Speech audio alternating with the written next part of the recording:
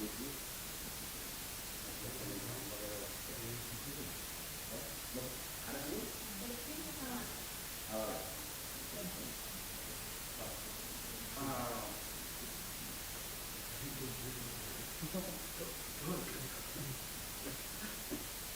dia, us presento, presentem amb Hrvoje Caric, difícil de pronunciar.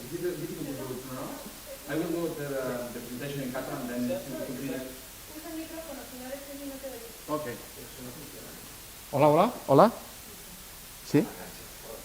Us presento a Hrvoje Caric, que ve de l'Institut de Turisme de Croàcia. Ell és expert en contaminació, bàsicament de la nàutica recreativa i dels creuers. És un dels pocs experts que està treballant en aquesta temàtica que jo crec que ha estat molt poc tractada arreu del món, i quan tenim problemes ambientals i també socials, perquè ell també té aquesta visió interdisciplinada, veure el sector dels creuers amb la seva totalitat i l'economia. Aquesta també és la gràcia, la seva interdisciplinaritat. I aquí Barcelona justament és un dels principals ports de la Mediterrània. Per tant, aprofitant que venia a fer un workshop a Girona, en què es va reunir, hi havia també biòlegs i també economistes i investigadors de les ciències socials, l'hem portat aquí perquè fes aquesta presentació. O sigui que és res. If you want to introduce yourself, I think you would also... Hi, hello. So you can also hear me when I stand here as well, because of the microphones, right? Okay, so I like to move. Hello. My name is Hrvoje Caric, and I do come from the Institute for Tourism in Zagreb of Croatia. I'm sort of a pollution expert, and what does that mean is that I do a lot of interdisciplinarity, and that also means that I'm dependent on the kindness of other researchers to correlate and make something that makes sense from the perspective of anthropogenic impacts on the environment. So our institute exists for a very long time, since 1959, and I think we are the oldest one on the Mediterranean, and we have very, very extensive experience in tourism. So when tourism progressed, then other topics besides economics were attached to it. Sociology, for example, is very important, and cultural studies and many other things. I am the only person that is doing pollution, which is a very difficult task, and as you know, people don't like to hear about bad things. They usually they like to hear about good things. So this is, we do many things: economic impacts, visitor behavior, sustainable destinations, transport, environmental, blah, blah, blah. So we do many various things, and we do like to cooperate with different people. My research logic is basically that, not to bother you very much, is that in economics, environmental sustainability will give you comparative advantage on the market to make more money. This is what smart businesses and destinations do. And what I would like to include always is cost and benefits when we measure everything. So what is the problem with the economic side, the mainstream, is that they usually calculate the benefit side. They don't very much to calculate cost benefits, so it's very difficult to have informed decision. We have a tendency, we work for the Ministry of Science, what we do are employed by others. How can you have informed decision making if you don't have all information to make, for example, cost-benefit analysis? So I'm just keeping it simple: cost-benefit, economic, social, environment. And very often, what tools we use is pollution impacts and pollution prevention, risk assessment, life cycle assessment, tourism carrying capacity, which is quite popular buzzword, indicator surveys, visitor monitoring quite a lot to see how visitors feel about different issues, and policy effectiveness analysis, which is least popular because you can assume what the results look like very often. But what I came across as I was with my 20 years of experience is that this pyramid, meaning that you have a quantitative and qualitative assessment. So in this case, as I'm going to present different things and focus on cruise tourism, is that I concluded that you need, of course, you need all of them. And the benefit of quantitative, this is just the abbreviation of one of them, is that you have really focused, pointy, to the point number of something. But in order to put it in context, it's always to have either a mixture of quantitative, qualitative, or qualitative. You're not going to be covering all of that because my friend and colleague said I should keep it short and to the point, but I mean, I have done all of it, and if you're interested, I'm more than happy to speak a lot, so we can continue the talk later, especially in this segment down below, the slides we have erased, there are interesting things that can be noticed. So, moving on. What I also discovered, which is quite important, I assume most of you are, or all of you are biologists, you came across this Brundtland Commission's Sustainable Development Definition. It's a vision. So politicians very much like to use it because it's, sexy. And it says that sustainable development should meet the needs of the present without compromising ability of future generations and so on and so on.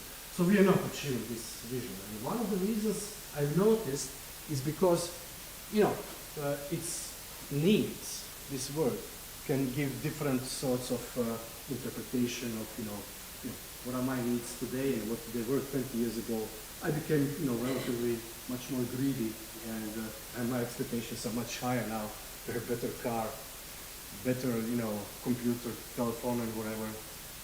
My wife is the same, so I don't go there. You want to have more, and that's quite normal because the societies, in order for you to be a good consumer, you need to be dissatisfied, and this is the logic behind it. So, what I was thinking that sustainable development definition should be should be defined simply like in forestry, if you exploit and cut the wood, you should plant some trees, preferably more or at least equal, and it goes the same for everything. And this is what sustainable development definition should be, I think, in my experience, proclaimed, so it's not confusing. We need this and that. This is sustainable development. So let me just squeeze in really important topic of the debate: how much of tourism is enough when you're trying to design indicators of tourism?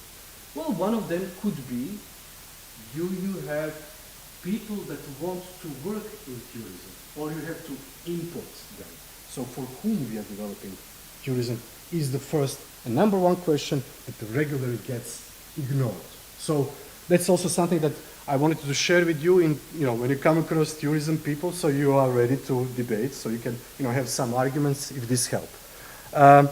So if you do not measure, you cannot manage it. And then again, carrying capacity thresholds are very popular now. What I really like is this first one, clear correlations. And this is what I'm going to try to present to you today.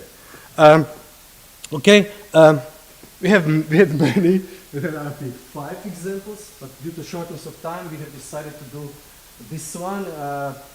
This is, we called it, tends to be sensational title, nautical tourism, ecological footprint. We did it, but only one angle of it, one aspect of that, because we had shortness of time and money. This is the city of Šibenik. It's very attractive, and during the season we have a lot of tourism. This is a specific small fortification that is part of UNESCO. So it's, it's very valuable, very attractive for tourism with attractions. So what we did in this case is, let me start from this one here.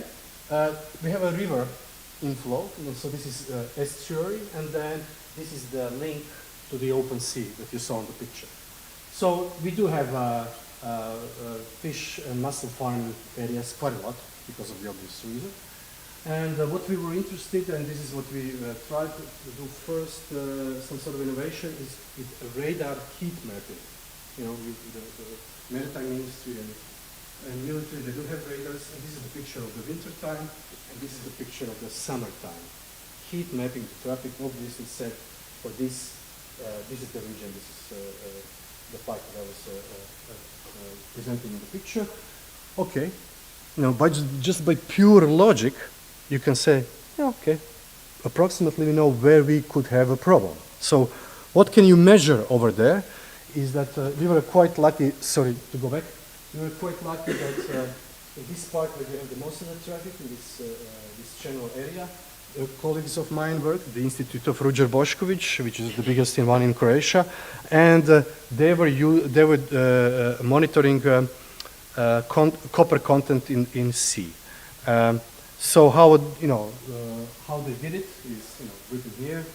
It's quite straightforward. They're taking samples, they had the equipment, but they also did the traffic counting. So we have more precise this heat map. How many vessels per day. So the result here was that there was a correlation. Moles of copper during the week.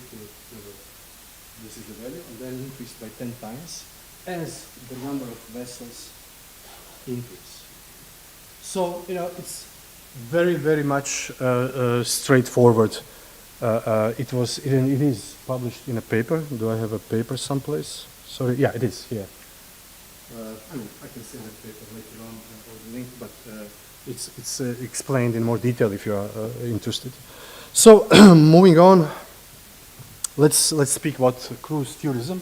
I'm focusing mostly on mega cruise ships that look like this, because you have variations of cruise tourism. For example, in Croatia, we have decades of traditional, regional cruising, smaller boats, local owners, and so forth. So you have many variations, and here we are focusing to the newest addition in nautical tourism world, and those are the huge cruise ships that started to appear 10, 15 years ago, and they grow in size and number. So here you have just a quick photo of in Dubrovnik. You had the salt discharge as they were switching from clean to dirty fuel. Then you had this effect, and it was deposited or landed in the sea to pick it up. And this is a visual pollution. Fortunately, this is not happening anymore. It is good that people, City of Venice, have decided that in Grand Canal you shouldn't have cruises. But they're still there, not polluting. But this picture is always nice to show, just to give you a sense of scale. We did a paper together, which I think it's quite well received. Besides the segment that we already have done and expanded on the environmental aspects, and we added with help of our colleague Laura the human health aspects that are very interesting and important. So this is a really nice collaboration and interdisciplinarity. Joseph was leading it, and it would never happen if he wouldn't push us to do it, to link our environment and health. So I think it's very often it's quite possible to do something really interesting with what you already know and have. I would never done it because I didn't have time, and all other excuses you have in the regular life. So this is an example that we did it quite efficiently, and it's quite possible to do it when you put a couple of people together. So cruise, these big, large cruise ships looks confusing, but basically up here it says you have 4 corporations that dominate the market. So it's big players, as they say, those large cruise ship world. And they rise in the fleet, but also they're increasing in their size. When I was starting, I thought like 500 and above is a huge cruise ship. Now it's seem to be small. Now it's like 3, 4, 5,000, even bigger. Really good. So it's not like they're increasing incrementally in size. They are almost doubled in less than a decade. Also here, just these circles, this is the Caribbean as the biggest market, and then this is us, the Mediterranean. So we are second and very important global market for cruise tourism. In Europe, these are the countries, and people from these countries take cruises. Of course, Italy, Spain is second, Germany, UK, Belgium. So there is a demand. People like to take cruises for different sorts of logical reasons. And when you have a demand, then you have a supply, and then you have a business, but you also have a problem. I'm going to skip this these are the numbers. You can find the figures, but basically it says the same. There are millions and millions of people taking cruises, basically. So it's huge business. These orange circles are ports. So Barcelona is home port, the same as Venice, Civitavecchia, and Pyrrhus, Athens, Greece. So those ports, the cruises go from there. This is very important for you to know, because then you don't. Why? Because economically, those ports have much bigger financial benefits, and for them, maybe if you do cost benefit, cruise tourism can make sense. Or maybe not. We'll see now. But for definitely, if you have smaller locations, then you don't have nearly as much economic benefits. So that's something that we should consider. This is the map. It's what, like now 5-6 years old, but at the very beginning it was much less. You would usually have Venice and Dubrovnik and mostly nothing in between. Of course, trying to diversify and go to as many places as possible. So they're spreading around in various destinations. Okay, so the Dubrovnik case study here that I'm going to present is that Dubrovnik has a huge growth in tourism, the regular tourism, because low-cost flying, Airbnb, and things like that. So it increased from 3.1 to 4.3 overnight millions. But infrastructure, it is getting improved. We still have problem with water supply, wastewater, energy. You have energy peaks in the supply, and so on. So you have some issues with regular functioning of your own society or infrastructure. And it's very difficult to design a communal infrastructure when you have those tourism seasonality peaks. So you design and you hardly manage, I don't know how many people, and then suddenly you have double the size. So this is something that the city and planning authorities very often mention. Okay, this tourism is, when it's seasonal, as very often it is on the Mediterranean, then it can be problematic from that logic. But that also provides problems to the environment. So this is, when you have a seasonality, then you have the increase of the risks and impacts of the environment. Moving on. So basically, I was writing various papers on cruise tourism, environmental impacts, and this valuation system, and how to measure economic cost-benefit analysis. So, and basically, I didn't really feel that anybody is reading, but somebody did, and that was UNESCO. As I've got the information that UNESCO is trying to take care that UNESCO sites function properly as it is inscribed in their management plans. And for various reasons, but very important, it was cruise tourism in Venice and Dubrovnik.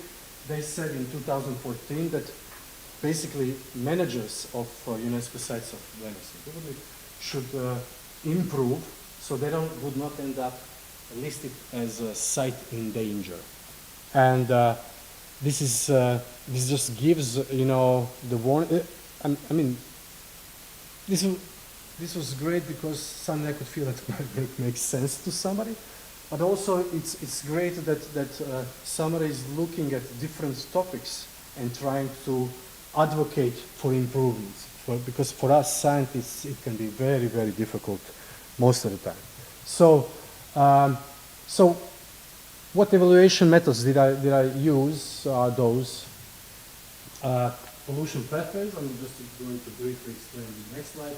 Footprinting, cost-benefit analysis, comparing cruise guests with the local impacts, and risk assessments. Let me start. Pollution pathways. I did a paper on this one, but just briefly, this is actually my prime expertise. How do you do the auditing of the problem? regardless is it the factory, is it the destination, is it the activity, like cruise activity. First, it's done, it's you do the activity, like at work, at sea, anchoring, and then you just name it, you know, docked, maneuvering, and so on and so on. And then you put what are all possible emissions above that, like waste, nutrients, NOx, gases, oil discharge, noise, light, very important. So, and then you link what activity might produce what. You're not done. You have to do this step is basically choose also the impacts. And this is from climate change acidification, blah, blah, blah. And then you also mark it. When you map the situation, then it's much easier to pick and choose what you can do. Or what you already have researched. And this is, I'm going to show you the example with the heavy metals and copper again. So how do cruises function? They function through MARPOL because they follow this international maritime regulation. And this is the official graph, just trying to make it complex. Grey water, black water, bilge water, sludge, restaurant and hotel waste especially. So down below you have the results. And I'm not going to go through all of them, but basically for this part here, you can either give it to the port or discharge it 12 nautical miles off the sea. So that's cheaper. For Sinopoli, this is preferred method. So, okay, you already have an impact. Next one is sludge. You have to give it to the appropriate facility. Now here, it's a question here. How many ports have facilities to treat specific types of waste? You know, very few, if any. And then you have new systems like incinerators on board that produce ash. And ash is toxic waste. At least, you know, in our world of on communal waste management. So what is the problem with incineration? When you talk to engineers, they will tell you. You need to have high temperature and it's temperature and time. So you kilns and burn waste, you could have 2,000 degrees in 2 seconds. On ships you cannot achieve that. You cannot have such a high temperature and such a quality treatment. So again, it's another possible, or I would say even obvious risk. When I started, the IMO global limit for air for fuel they use that produce air emission was unbelievable. I mean, I'm still shocked. It was 4.5 sulfur in oil, and this is why the oil they burn looks like this. This is the oil you burn in your vehicle, in your car. Just looking at those two pictures, you can realize, okay, there's something obviously wrong. And this is why the smoke looks like this. And you have many pictures on air pollution on the web available in the literature.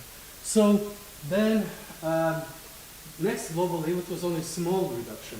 It was 2012. Then we had the EU limit for navigation of 1.5 sulfur. Then emission control areas and so on that were back then they were that number. Now in 2020 we have 0.5 sulfur, which is 5,000. Although some countries like Sweden and others are doing it with asking for the 3 material. So this is the global average. And this is your car, and even less. So if I will do the next slide, so you would have like 2,000, and then you would have, 10. It's not possible to put here. When you look at this, data, then you say, okay, so this is maybe possibly, by auditing and reviewing this, something that can give you some interesting research result if you would focus. And people are doing it. Our colleagues from Transport and Environment, they just recently in 2019 have published an interesting study basically saying that one corporation, they call it, it's a good title, one corporation to pollute them all. They took only Carnival Corporation as an example. And their conclusion is, and they are experts in the field, how they did it you can read in a report, we don't have time, I can explain later, but they have 47 ships that pollute 10 times more than all of the European cars together.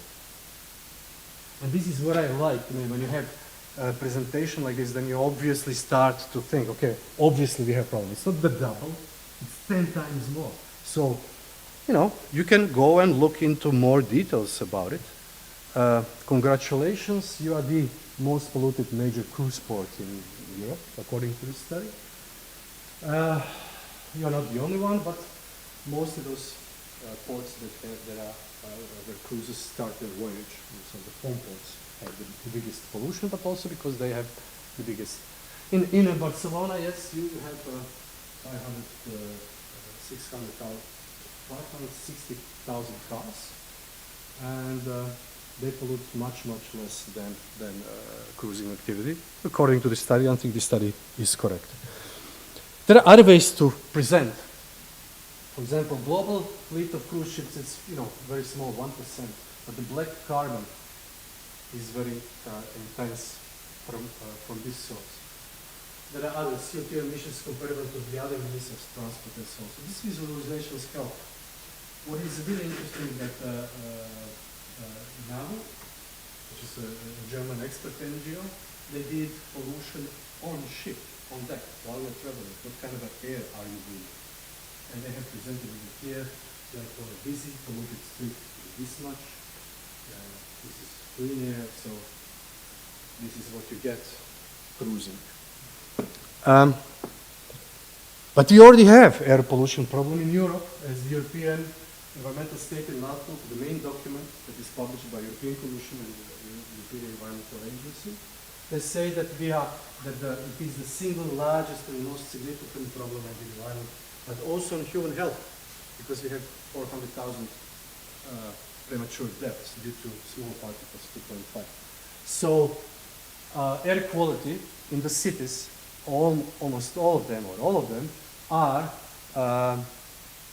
is not good. Just to, I have to speak from the microphone. Okay.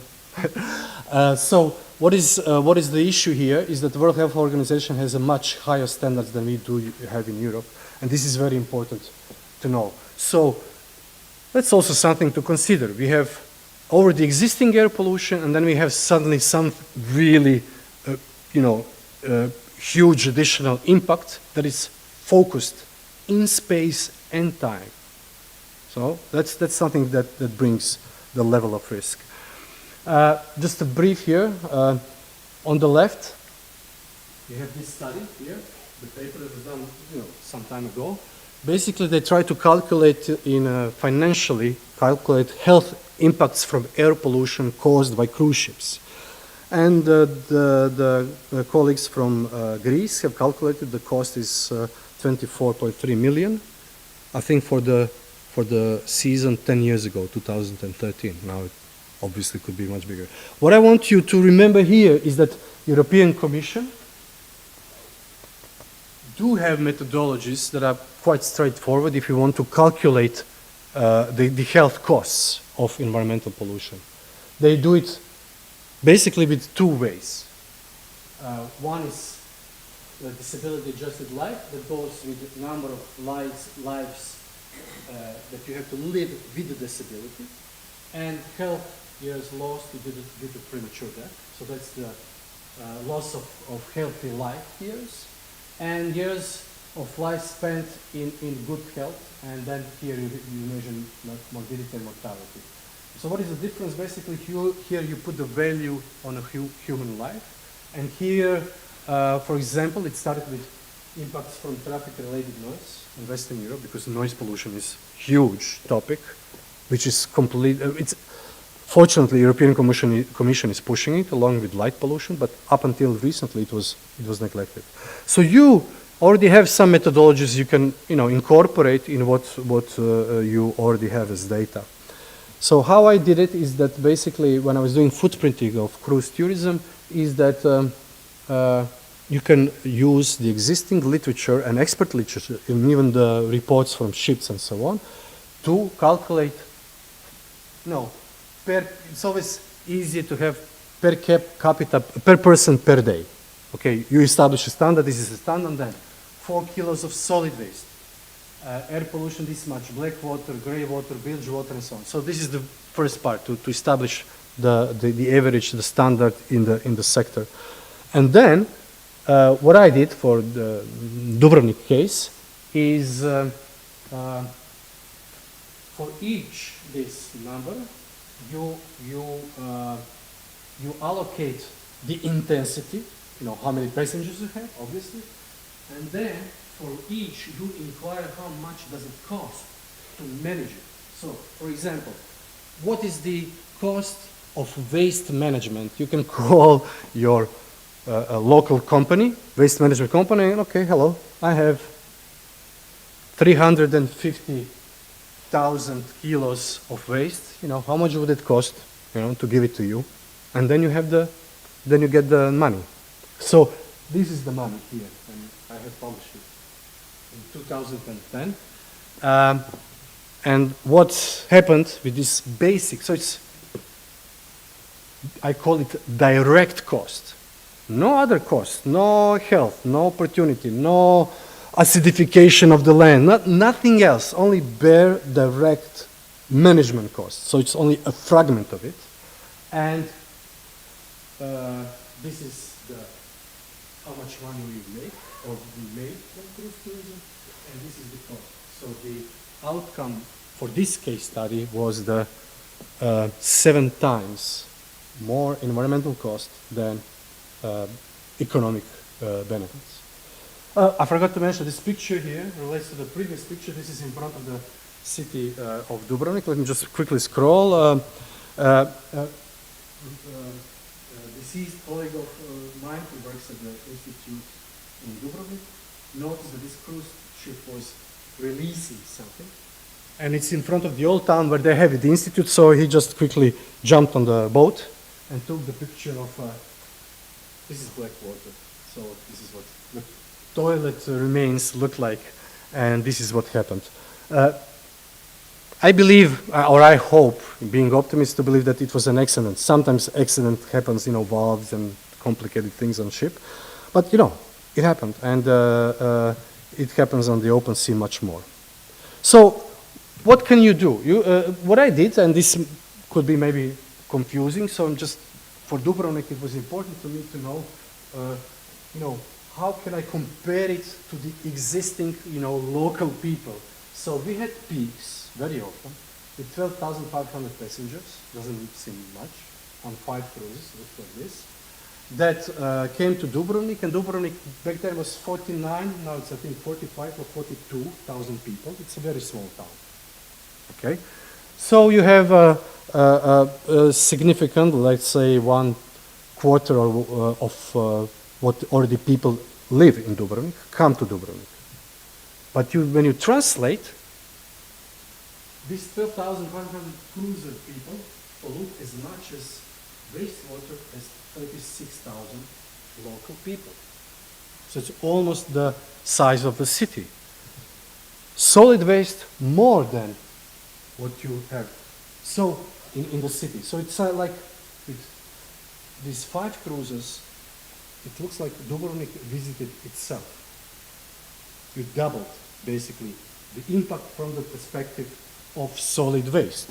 So when you go into the air, it's even worse. So this is visualization that helps to explain local authorities the impact when you have a situation like this. Or same thing, but you know the other way around, is if you take 1 cruise guest, how much as local person? CO2, NOx, wastewater, waste.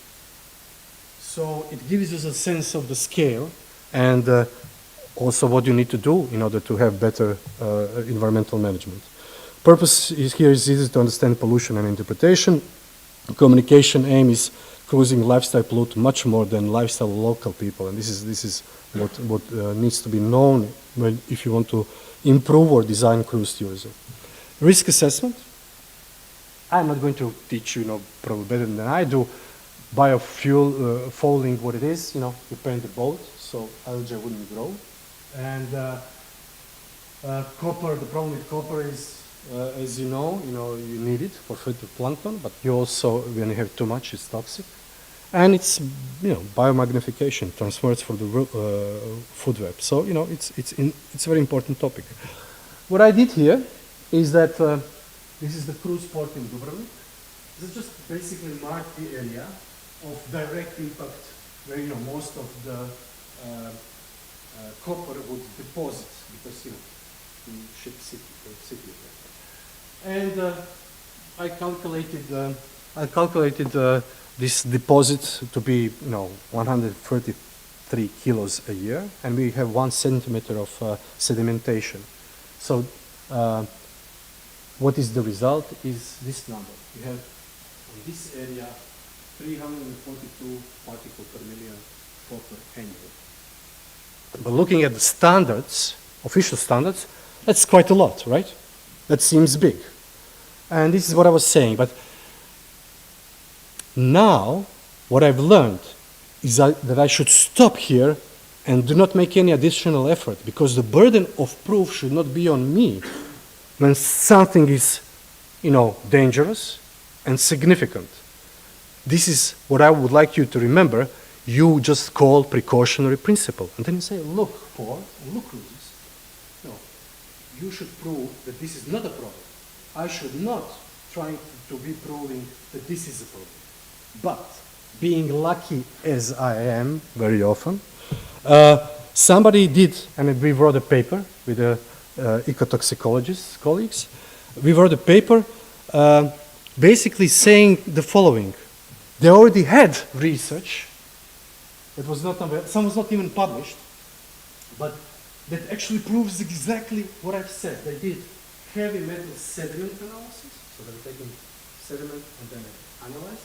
One group of people from one institute, the other did university people from Split did mutation of Bernadourex, the typical, how do you call, okay.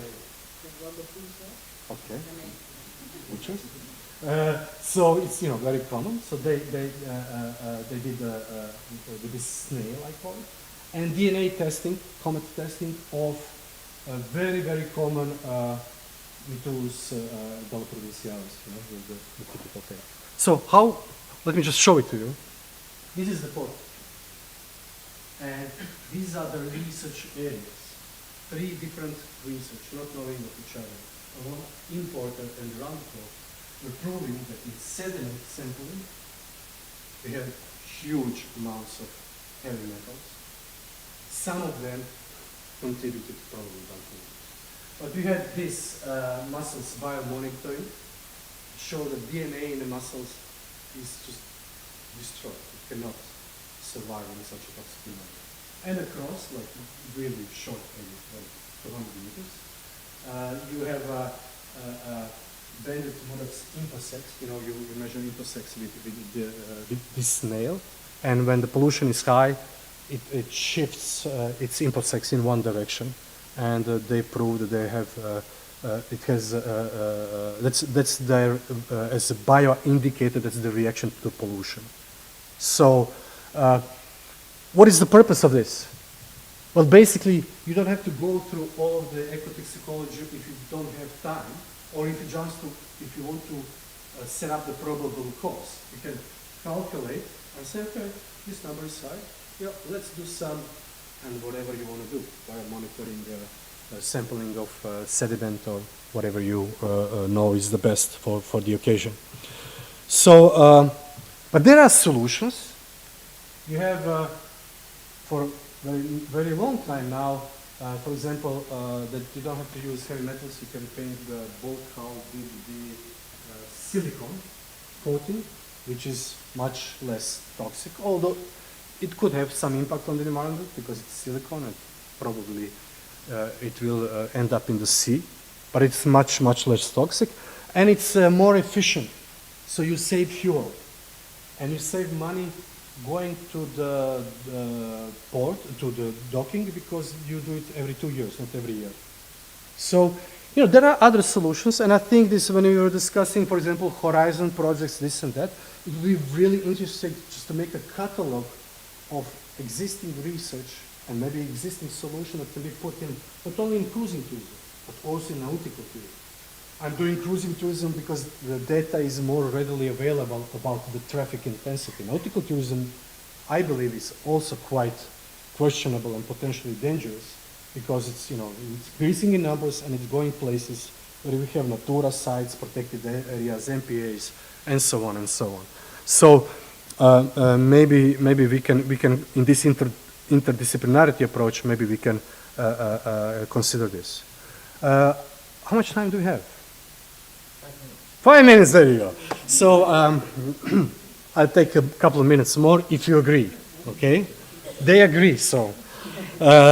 Cruise tourism, this is something off, but I think we should know and go into some areas where are not, our expertise. So there are social and economic interesting impacts and studies being done, and I'm going to name some of them. This is from one of the campaigns, like you have, this is from the United States, trying to caution, about mega cruise ships. And it's not that Americans, they have invented cruising, but they also noticed that maybe the smaller scale, less intensive are fine, let's say. And this huge industrialization of this can create problems. So let me just start quickly. There is a study, Professor Clay did a couple of studies. So what he noticed in these studies is that, tourism industry has deep pockets, and they have sophistication of social capital. I like this. Really? Because basically saying they can access decision makers much easier than you as scientists or whoever. But there are some successful groups. The success factor of initiatives are focused, clear focus. What we're trying to do, broad case of support, and use of scientific studies and research. And this last, I think, is crucial for what I've noticed. Those that have not succeeded were not relying on science as much.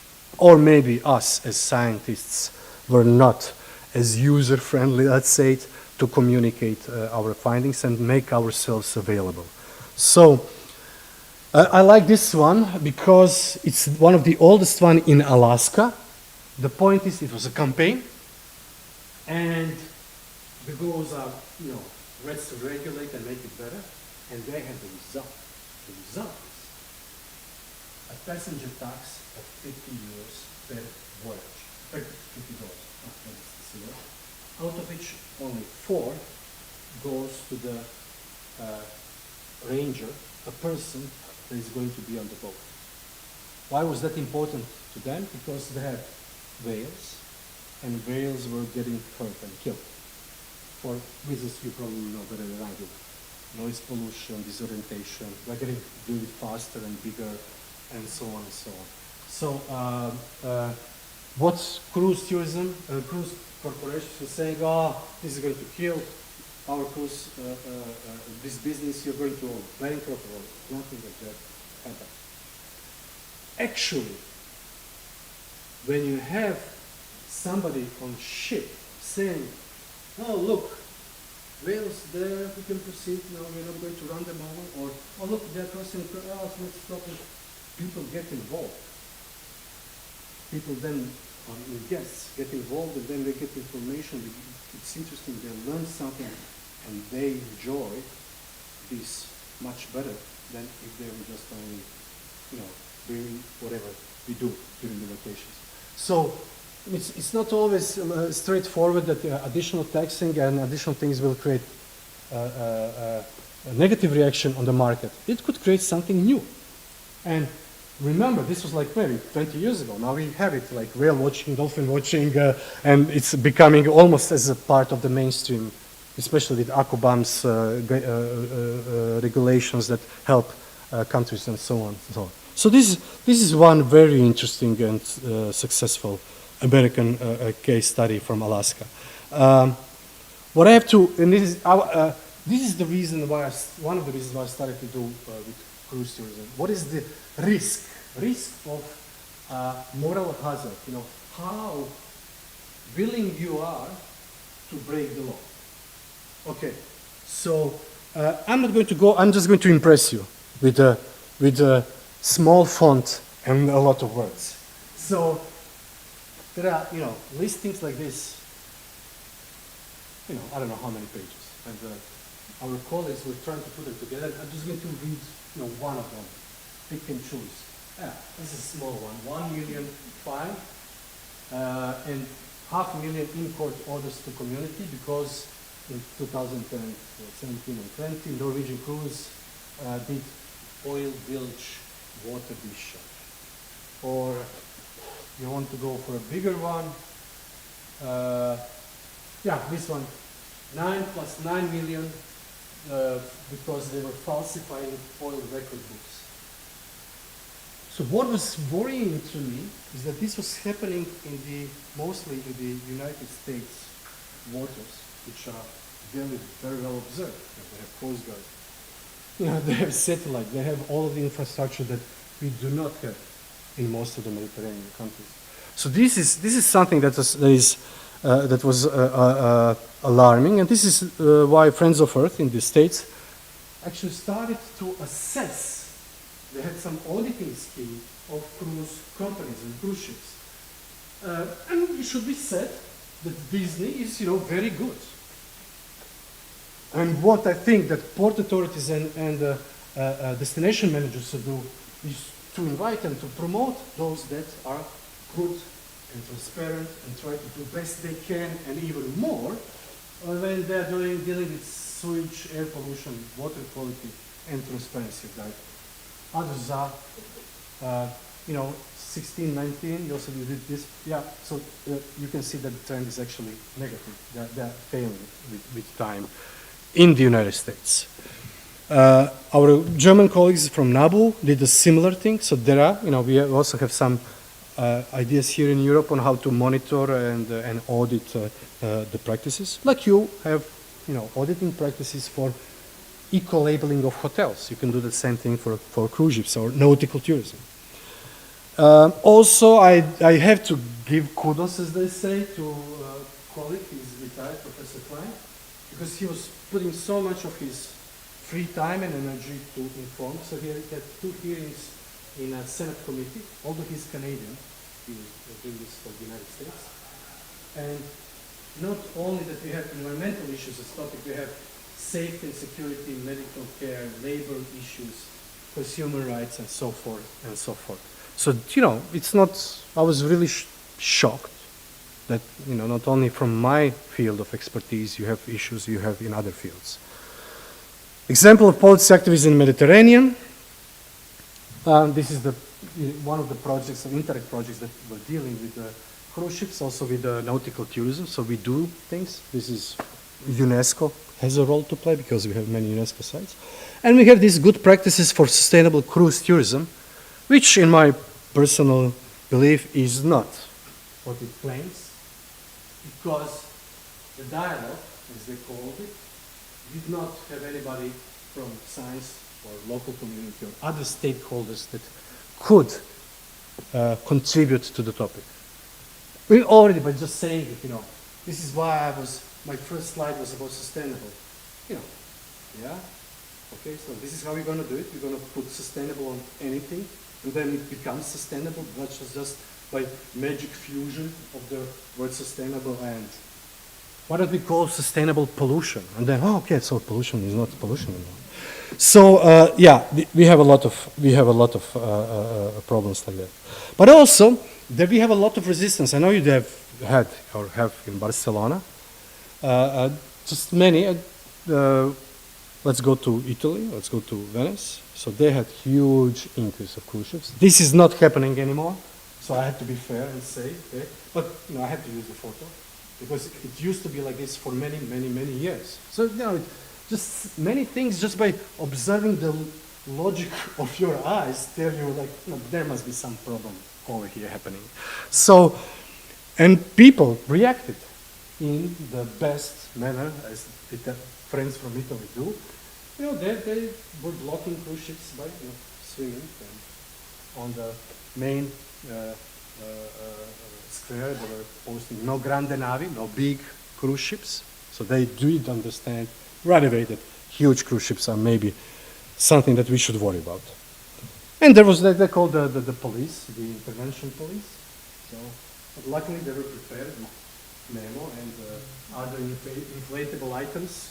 So, nothing happened. It was one commedia dell'arte, which I think is good because this picture now you are looking, I don't know, 10 years later and saying like, what's going on? And there is something going on, obviously. Local economic impact. I was told not to bother you very much, but the lobbyists on this website say, okay, well, listen, cruise tourism generally spend little in the destination. There are various reasons why. I can explain if you want. But you did have you have a couple of interesting studies here in Barcelona. One of them is, it's in Spanish, so you can access it. But basically it says that Catalonia and Barcelona contribution to GDP is, relatively sizable, 562 million for Catalonia, and it employs full-time 9,000 people, a little bit less in Barcelona, but obviously Barcelona is the place. And what is important to know, that spending goes from 230 euros to 57 euros. This is when you have a cruise ship to stay during the night. When they stay longer, spend more. And I'm out of time. No, I'm not. Okay, thanks. And there is also, you have studies like this of carbon footprinting that also include cruise tourism. So you can play with numbers and come up with something interesting here to contribute. I'm closing to the end. I just wanted to show you this. I really like this one. This is also, you're standing in the Dubrovnik old town, exactly, and this is what you're looking at. So, and this was obviously then, these cruise ships were moved further away to park, because this is ridiculous. It was not ridiculous because people are silly. It was ridiculous because they were growing in size. It's much smaller than, doesn't look so bad, but as they're growing in size, it looks so. People from port authorities reacted, so they are not doing it. But this is good picture. Why? Because you have an old hotel with 500 beds, and then you have 5,000 people. Here, I didn't do any economic impact. I just Googled 750 euros per bedroom for 2 people, and 37 euros spent on shore. This is old data. We don't have new data because nobody wants to pay for surveys, which are not very expensive. So, economically, you don't have to be economist, right? Just pure logic. There might be something to consider here about the economic impact, especially because these guys, they're not to blame, but whereas they come to the main attraction of the old town, these guys here do not really like it. They're paying a bit more. Not only like this, because people work here, local salaries, electricity, this and that, and that. Why is this picture important? Because if the managers here do not like something, they do try to cooperate with local community. These guys just replace it with some other folk. So there's something to be considered in this logic as well. Conclusions. There is no sustainable development without monetary economic contribution. There is a lot to be done. Environmental risks and negative externalities on ecosystem services. Social hazards, we do not very often. Or very often we just mention it, by the way, fisheries, this and that, but we have to involve social sciences, I think, more, including what's happening with local residents. Of course, competition with other practices. I'm just showed you example. Even within tourism, you have clashes of interest. And if you cannot decide, well, choose the one that brings you more money. Like in jazz, less is more. And I think we are going back to what you in fisheries already know from probably beginning of your education, the tragedy of commons. I think it is happening in tourism as well. So basically, incentive to maximize selfishly one's own personal gain, somebody is going to have to suffer and pay. And a group of individuals acting independently and in their own self-interest deplete or degrade a common resource. This is what Hardin is saying. So how much of tourism is enough was my first question and my last question. And, back in Croatia, we have a saying that, every Croat is a football or soccer expert. It seems like in tourism it's like that, the saying, everybody thinks they know tourism. But I just hope that with this presentation I brought some ideas of the complexity and possibilities to bring the sciences together. Thank you.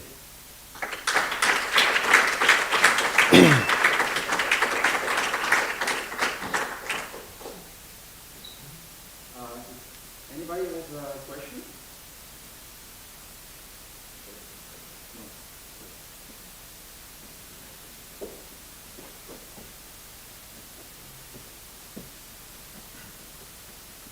Anybody has a question? Però no funciona.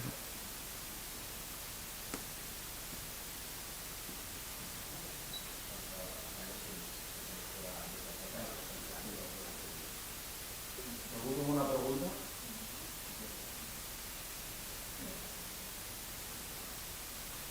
You can yell the question.